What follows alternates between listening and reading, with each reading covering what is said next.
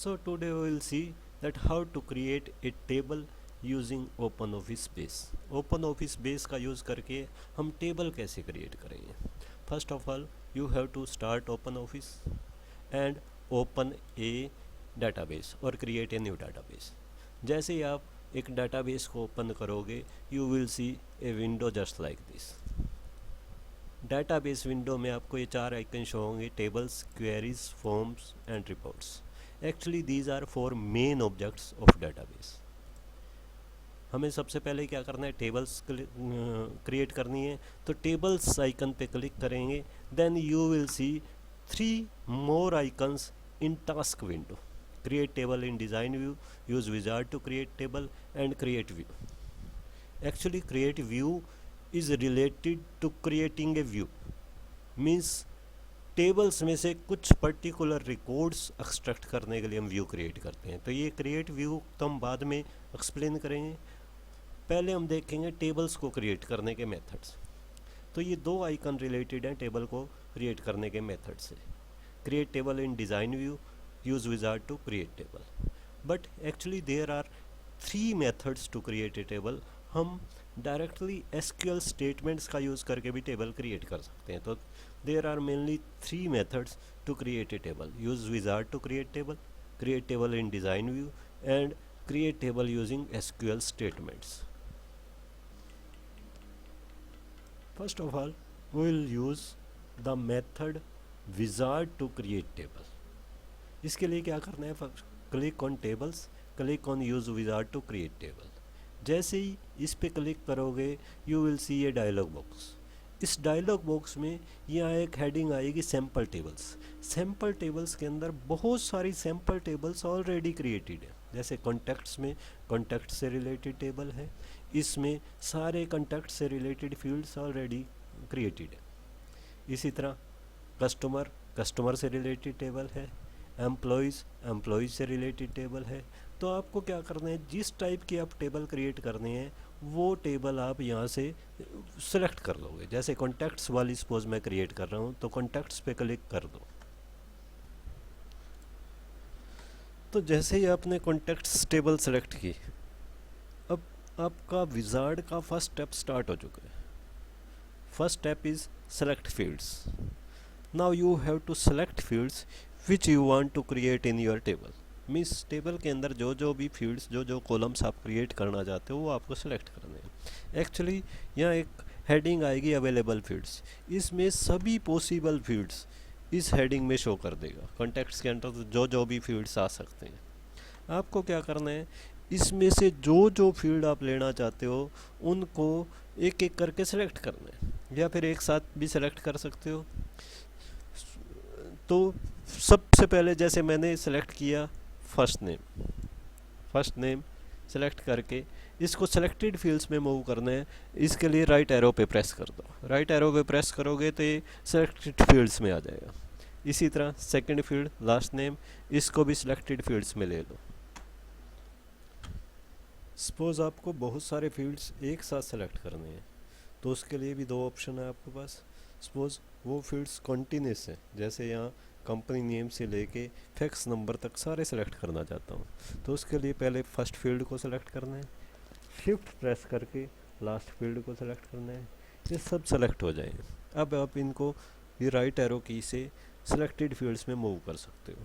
Suppose बीच में से select करना है, जैसे एक एड्रेस, एक कस्टमर आईडी, एक डिपार्टमेंट, ये सिलेक्ट करने हैं. तो पहले फर्स्ट फील्ड को सिलेक्ट करो, फिर कंट्रोल दबा के सेकंड फील्ड सेलेक्ट करो, कंट्रोल दबा के थर्ड सेलेक्ट करो, कंट्रोल दबा के फोर्थ सेलेक्ट करो. तो कंट्रोल दबा के आप डिसकंटिन्यूस फील्ड्स को भी सिलेक्ट कर सकते हो. और इनको सेलेक्टेड फील्ड्स में मूव करने के लिए फिर से क्या करना है, राइट एरो की प्रेस कर देनी है. तो इस तरह से आपने सारे फील्ड सेलेक्ट करने हैं. जैसे मान लो मैं first name, last name, address, एक सिटी सेलेक्ट कर लिया, एक मैंने मोबाइल नंबर सेलेक्ट कर लिया, और एक मैंने मान लो पोस्टल कोड भी सेलेक्ट कर लिया. इसके अलावा मान लो एक कोई भी एक्स्ट्रा फील्ड में मैं सेलेक्ट कर चुका हूँ, जैसे कंपनी नेम. कंपनी नेम मैंने सेलेक्ट कर लिया, बट ये मेरे को नहीं चाहिए था। तो इसको डी सेलेक्ट करने के लिए क्या किया जा सकता है, इसको सेलेक्ट करो और ये लेफ़्ट एरो की प्रेस कर दो। लेफ़्ट एरो की प्रेस करोगे तो ये सेलेक्टेड फील्ड्स जो है डी सेलेक्टेड हो जाएगा और ये वापस अवेलेबल फील्ड्स की लिस्ट में पहुंच जाएगा।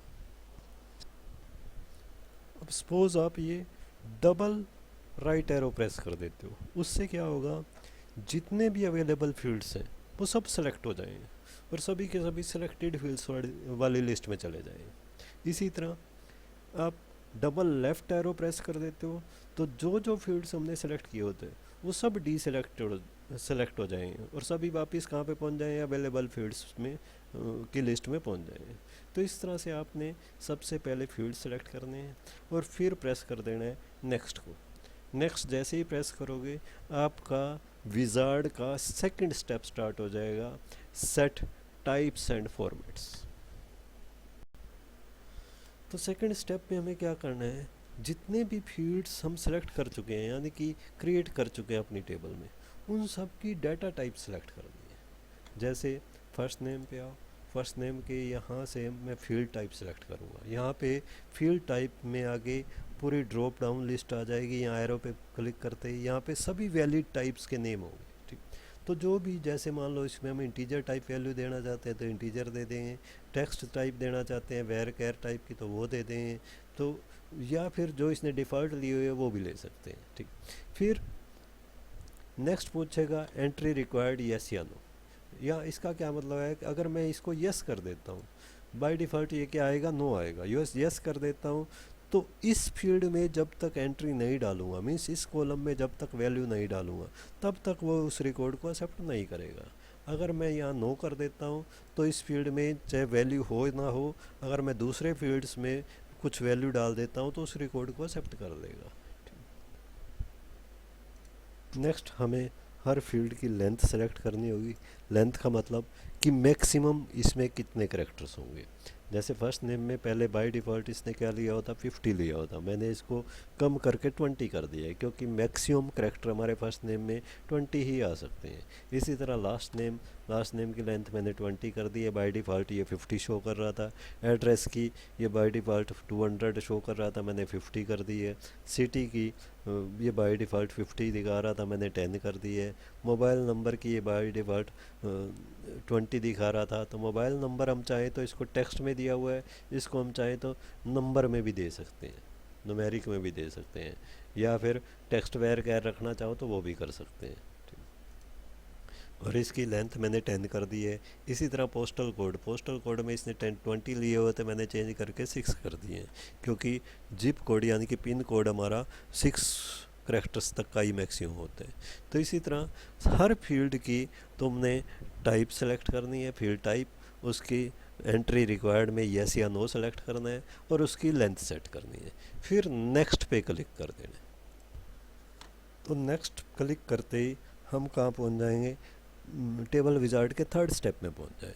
यहाँ हमें क्या करना होगा, प्राइमरी की सेलेक्ट करनी होगी। मीन्स हमें सेलेक्ट करना होगा कि कौन सा फील्ड, कौन सी की ऐसी है जो रिकॉर्ड को यूनिकली आइडेंटिफाई कर रही है। ठीक, तो यहाँ पे प्राइमरी की सेट करने के कई ऑप्शंस होंगे। एक तो होगा क्रिएट ए प्राइमरी की। मान लो उस टेबल में हमारे पास कोई ऐसी की नहीं है, कोई ऐसा फील्ड नहीं है जिसकी हेल्प से रिकॉर्ड को यूनिकली आइडेंटिफाई किया जा सके, तो हम ये ऑप्शन भी सिलेक्ट कर सकते हैं, क्रिएट ए प्राइमरी की। इससे वो क्या करेगा, अपने आप एक न्यू फील्ड हमारे टेबल में ऐड हो जाएगा, उसका नाम रख देगा वो आईडी और उसको ये एज ए प्राइमरी की मान के चलेगा।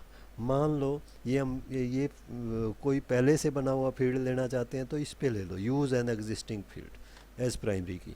इस पे आके फिर ये यहाँ पे क्या करेगा, सभी फील्ड्स के नेम दिखा देगा।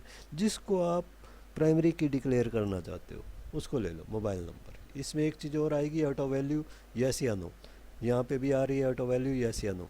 ऑटो वैल्यू यस नो करने का मतलब क्या है कि यहाँ फिर हम वैल्यू एंटर नहीं कर पाएंगे, ये अपने आप पहले रिकॉर्ड में इसकी वैल्यू ले लेगा 1, दूसरे रिकॉर्ड में 2, तीसरे में 3, अपने आप वैल्यू देगा। तो हमें इसको यस नहीं करना। तो ये है मोबाइल नंबर को हमने प्राइमरी की डिक्लेयर। मान लो हम कंपोजिट प्राइमरी की लेना चाहते हैं, मीन्स दो या दो से ज़्यादा फील्ड को मिला के एक प्राइमरी की बनाना चाहते हैं। तो यहाँ पे ये थर्ड ऑप्शन ले लेंगे, define primary key as a combination of several fields. यहाँ पे इसको सेलेक्ट करने के बाद जो जो फील्ड हम जिनको कंबाइन करके प्राइमरी फील्ड बनाना चाहते हैं उनको सेलेक्ट कर देंगे। जैसे मान लो मैंने सिटी, एक तो इसको लेना है, इसको सेलेक्ट कर लो, एक मोबाइल नंबर, इसको लेना है, इसको सेलेक्ट कर लो। तो इन दोनों को सेलेक्ट करके मैं एक प्राइमरी की कंबाइंड यानी कि कंपोजिट प्राइमरी की भी बना सकता हूँ। तो ये इन तीनों में से किसी भी एक स्टेप को फॉलो करके हमें एक प्राइमरी की सिलेक्ट करनी है और उसके बाद क्या करना है, नेक्स्ट पे क्लिक कर देना है। नेक्स्ट पे क्लिक करते ही हम फोर्थ यानी कि लास्ट स्टेप पे पहुंच जाएंगे टेबल विजार्ड के, दैट इज़ क्रिएट टेबल। यहाँ पे हमें क्या करना होगा, यहाँ टेबल का नेम देना होगा कि हम क्या नेम देना चाहते हैं। जैसे यहाँ कस्टमर बाय डिफ़ॉल्ट दिया हुआ है, कुछ भी दे सकते हो आप, लिस्ट भी दे सकते हो या फिर सेल्स भी दे सकते हो, या कस्टमर्स रहने देना चाहते हो तो कस्टमर्स भी रहने दे सकते हो। जो भी नेम आप देना चाहो वो नेम दे सकते हो। फिर यहाँ तीन ऑप्शन आएगा, इंसर्ट डाटा इमीडिएटली, मीन्स अगर आप ये टेबल क्रिएट करते साथ के साथ डाटा डालना चाहते हो तो इंसर्ट डाटा इमीडिएटली ये वाला ऑप्शन सेलेक्ट करेंगे। सेकंड आएगा मॉडिफाई द टेबल डिज़ाइन, अगर आप किसी कॉलम में किसी फील्ड में कोई चेंज करना चाहते हो तो इस पर क्लिक करेंगे। फिर create a form based on this table, इस टेबल के बेस पे एक फॉर्म क्रिएट करना चाहते हो, आप फॉर्म के थ्रू एंट्री करना चाहते हो तो इस पे वो क्लिक करेंगे। तो अभी फ़िलहाल हम क्या करेंगे, फॉर्म वगैरह हम डिटेल में बाद में स्टडी करेंगे। इसी तरह हम क्या करेंगे, इंसर्ट डाटा इमीडिएटली का ऑप्शन सेलेक्ट करके फिनिश कर देंगे। जैसे ही फिनिश करेंगे ये टेबल की हेडिंग्स आ जाएंगी, ये हम डायरेक्टली उसमें डाटा फीड कर सकते हैं। तो ये थे स्टेप्स हमारे डाटाबेस टेबल को क्रिएट करने के लिए यूजिंग विजार्ड।